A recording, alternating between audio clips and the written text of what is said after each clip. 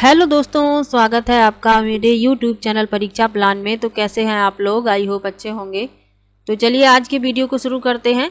गद्यांश दिया गया है, एक गद्यांश लेंगे और एक पद्यांश लेंगे। दोनों में जो भी प्रश्न पूछे जाएंगे उनको हल करेंगे। तो पहले गद्यांश के प्रश्नों को हल करते हैं। तो सबसे पहले क्या करना होता है? प्रश्न पढ़ना होता है, उसके बाद गद्यांश पढ़ेंगे। तो प्रश्न में क्या लिखा है? हमारा जीवन सदा प्रेरणा बन सकता है यदि हम।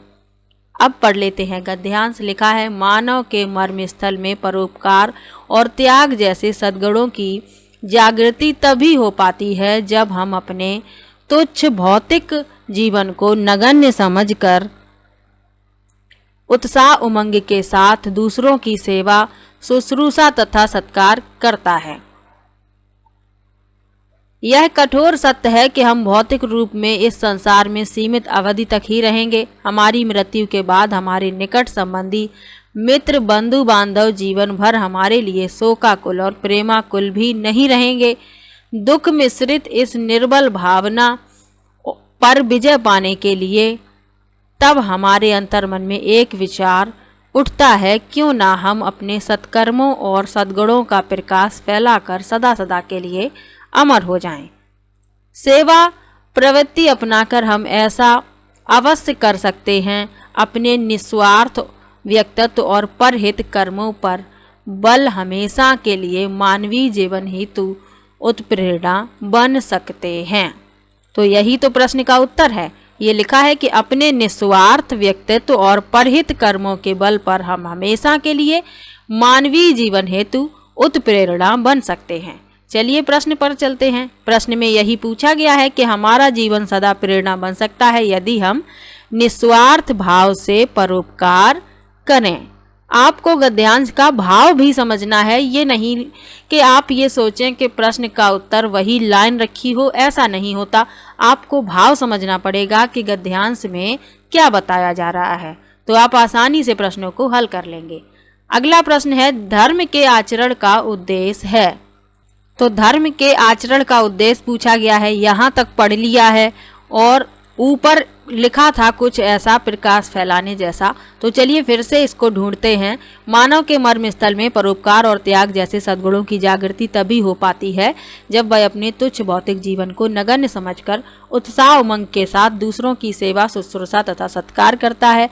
यह कठोर सत्य है कि भौतिक संसार में हम भौतिक रूप में इस संसार में सीमित अवधि तक ही रहेंगे। हमारी मृत्यु के बाद हमारे निकट संबंधी, मित्र, बंधु बांधव जीवन भर हमारे लिए शोकाकुल और प्रेमाकुल भी नहीं रहेंगे।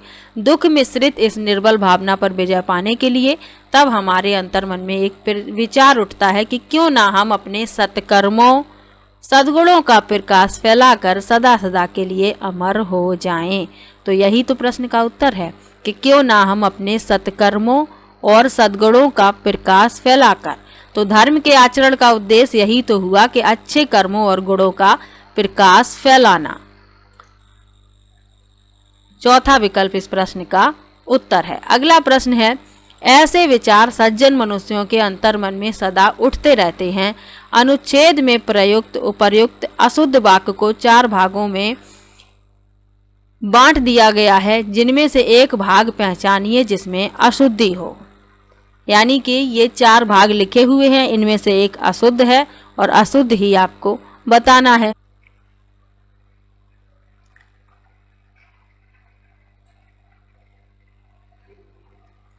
तो इसमें खा में अशुद्धि है। यहाँ लिखा हुआ है कि सज्जन मनुष्यों के अंतर्मन में सदा उठते रहे हैं, तो सज्जन मनुष्यों नहीं होगा, सज्जन मनुष्य के अंतर्मन में सदा उठते रहेंगे। खा में अशुद्धि है, यानी कि दूसरा विकल्प इस प्रश्न का उत्तर है।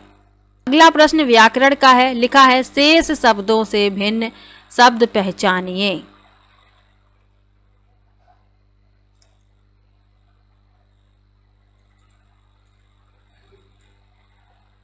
तो इसमें खा जो भाग है, सज्जन मनुष्यों के अंतर्मन में सदा उठते रहते हैं, ये गलत है, क्योंकि यहाँ पर होना चाहिए सज्जन मनुष्य के अंतर्मन में। तो यही गलत है, खा गलत है, यानी कि दूसरा विकल्प इस प्रश्न का उत्तर है। अगला प्रश्न है शेष शब्दों से भिन्न शब्द पहचानिए। जो शेष से भिन्न है उसे बताना है। लिखा है सद्गुण, सद्गति, सत्कर्म और सत्यवादी। तो इसमें सत्यवादी इन सबसे भिन्न है, चौथा विकल्प इसका उत्तर है। अगला प्रश्न है, लिखा है निस्वार्थ शब्द का उपयुक्त विपरीतार्थी शब्द है, यानी निस्वार्थ का विलोम बताना है। पहला विकल्प है निस्वार्थी, दूसरा है स्वार्थी, तीसरा है परार्थी और चौथा है परोपकारी। तो निस्वार्थ का होगा स्वार्थी, दूसरा विकल्प इस प्रश्न का उत्तर है। अगला प्रश्न है,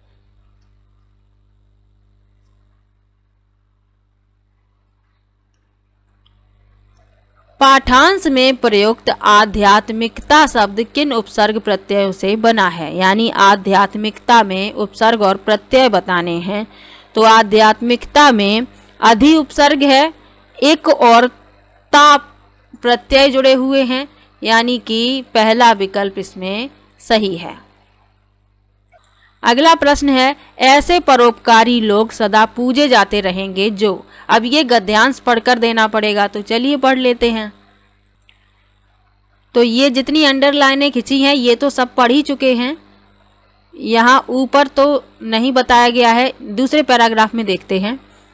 लिखा है सेवक प्रवृत्ति अपनाकर हम ऐसा अवश्य कर सकते हैं, अपने निस्वार्थ व्यक्तित्व और परहित कर्मों के बल पर हमेशा के लिए मानवीय जीवन हेतु उत्प्रेरणा बन सकते हैं। अनुपम मनुष्य जीवन को सद्गति प्रदान करने के लिए यह विचार नया नहीं है। ऐसे विचार सज्जन मनुष्यों के अंतर्मन में सदा उठते रहते हैं तथा इन्हें अपनाकर वे दुनिया में अमर भी हो सकते हैं तथा इस धरा पर स्थायी रूप में नहीं रहने पर भी ऐसे परहितकारी कालांतर तक पूजे जाते रहेंगे। चलिए प्रश्न पर चलते हैं।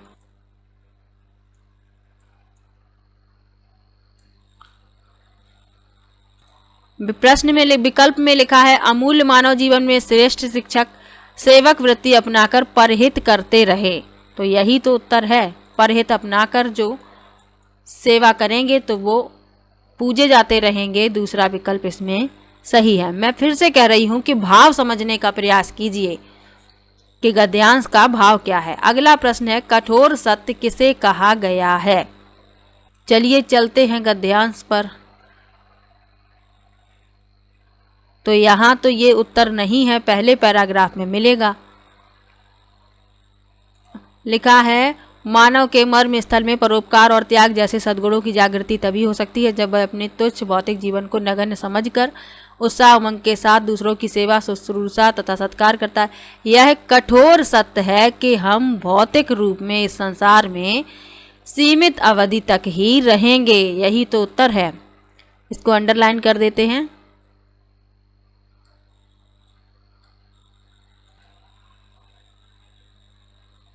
तो भौतिक शरीर की नश्वरता को ही कठोर सत्य कहा गया है। तीसरा विकल्प इसमें सही है। अगला प्रश्न है निर्बल भावनाओं पर विजय पाने के लिए क्या किए जाने की आवश्यकता बताई गई है।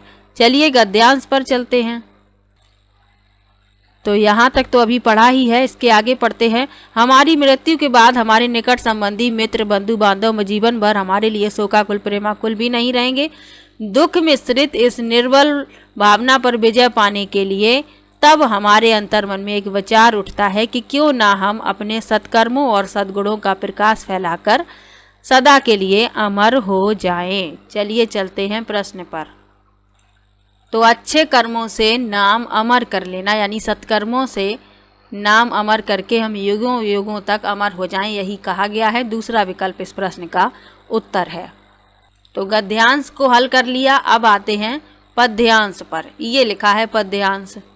तो चलिए पहले प्रश्न पढ़ लेते हैं। लिखा है समास की दृष्टि से शेष से भिन्न है। तो पहला प्रश्न तो व्याकरण का है, समास की दृष्टि से भिन्न बताना है।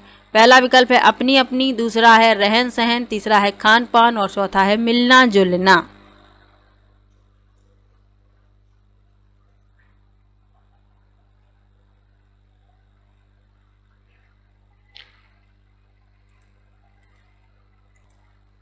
तो रहन सहन, खान पान, मिलना जुलना, इन सभी में क्या है, द्वंद्व समास है। लेकिन अपनी अपनी में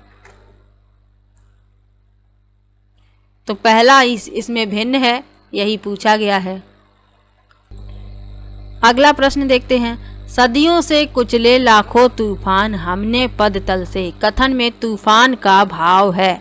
तो चलिए पहले पद्यांश को पढ़ते हैं। विविध प्रांत है अपनी अपनी भाषा के अभिमानी हम, पर इन सब से पहले दुनिया वालों हिंदुस्तानी हम। रहन सहन में खान पान में भिन्न भले ही हों कितने, इस मिट्टी को देते आए मिलजुल कर कुर्बानी हम। सदियों से कुचले लाखों तूफान हमने पद तल से, आज झुके कुछ टकरा कर तो कल लगते फिर जागे से। विकल्प पढ़ लेते हैं। लिखा है आंधियाँ, दूसरा है कठिनाइयाँ, तीसरा है आक्रमण और चौथा है लड़ाइयाँ। तो इसमें लिखा भी है सदियों से कुचले लाखों तूफान हमने अपने पद तल से, आज झुके कुछ टकराकर तो कल लगते फिर जागे से, यानी कठिनाइयों के बारे में बात हो रही है। दूसरा विकल्प इसमें सही है। अगला प्रश्न क्या लिखा है। अंडमान से कश्मीर है भारत में। तो यहाँ आगे ही लिखा है अंडमान से कश्मीर भले ही दूर दिखाई दे कितना, पर हर प्रांत जुड़ा है अपना अगणित कोमल धागों से। तो इसमें क्या है, कौन सा विकल्प सही। निकटस्थ राज, दूसरा लिखा है दूरस्थ राज, तीसरा है बलिदानी राज और चौथा है क्रांतिकारी राज्य। तो अंडमान से कश्मीर दूरस्थ हैं, यानी दूरस्थ राज हैं। दूसरा विकल्प इस प्रश्न का उत्तर है। अगला प्रश्न है हम भारतीय जिधर भी अपने कदम बढ़ाते हैं वहाँ।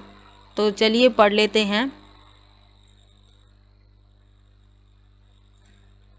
जिस ओर बढ़ाए पग हमने हो गई उधर भू नव मंगल, आजाद वतन के वासिंदे हर चरण हमारा है वादल।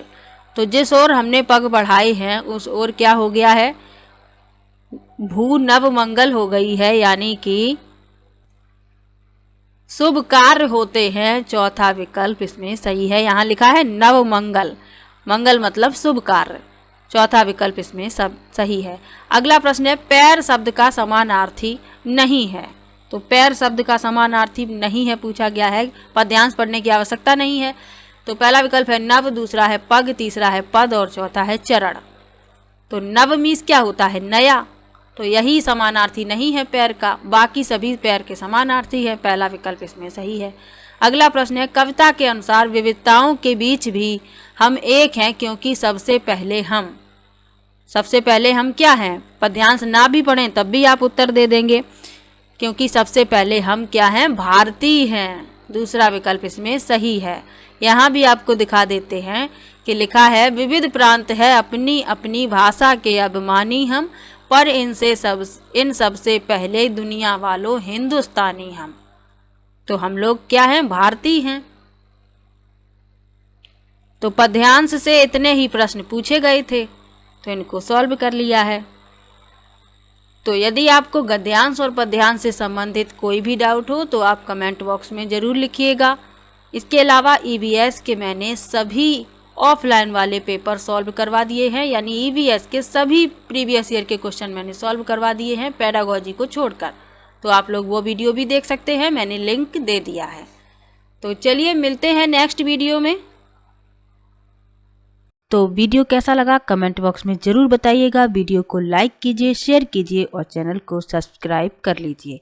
मिलते हैं नेक्स्ट वीडियो में, तब तक के लिए बाय बाय।